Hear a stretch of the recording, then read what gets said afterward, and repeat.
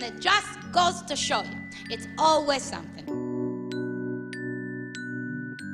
My late husband and Gilda both grew up in Detroit, and they both went to the University of Michigan. So Bob kind of followed Gilda's career and was very happy when her career was successful, and his career was successful as well. And we watched Saturday Night Live and really kind of cheered her on. He did, especially because he felt this connection with Gilda. When she announced her battle with ovarian cancer, Bob had just gotten his cancer diagnosis. So there was another kind of commonality. And when she died, he was very, very upset. She died about a year before my late husband passed away. The place where things really didn't work very well was with my children when their dad died. So my real impetus was more relative to a support place for the kids. It was very hard for her. So we came here for kids support. So she learned. What did you learn at the kids support? What is cancer, right? That you can't pass cancer to other people when you be by them. I became one of the founders of Gildas Club in Chicago, and my role was that I went out and shopped for and found a building that I thought would really work well, and then we turned it into what felt like a homey place, which was what I had envisioned this organization needing when it got up and running. And then I donated the building to Gildas Club. It has an analogy between another thing that I do fairly well. I have 6 children. So this was kind of the birth of something that I knew would go on to be something important. It makes me feel very proud.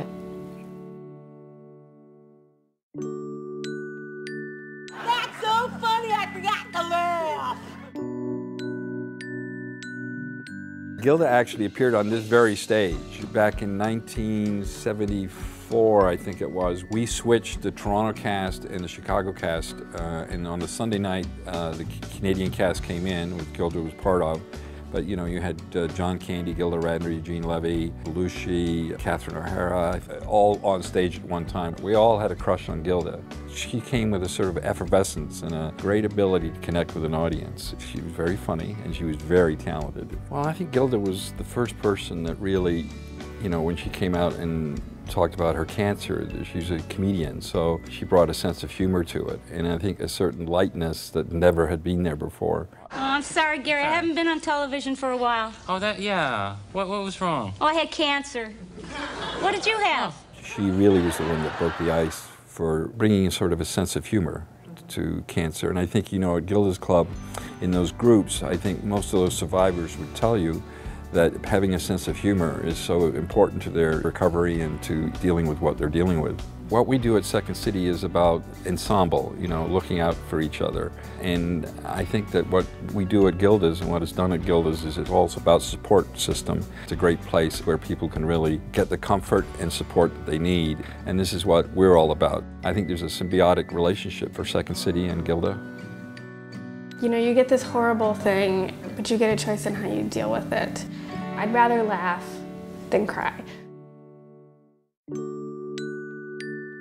What's all this fuss I keep hearing? We know today that there are more than 13 million cancer survivors in the U.S. More than 1.6 million people are going to be diagnosed this year alone. It's critical that everyone diagnosed with cancer has access to social and emotional support. We know that if we don't address the social, emotional, financial, spiritual challenges that patients faced when they're diagnosed with cancer, they're not going to have the best outcomes. And so we are arming patients with the tools, with the resources, with the network to fight cancer. And we want to make sure that that support is integrated into the medical standard of care for people with cancer, that it's no longer a nice thing to do and add on something that's off to the side, that it is central to the cancer experience. I've learned a lot more here from people who've actually been through it in the support groups than I have learned from my doctors. Because my doctors talk in doctor's language.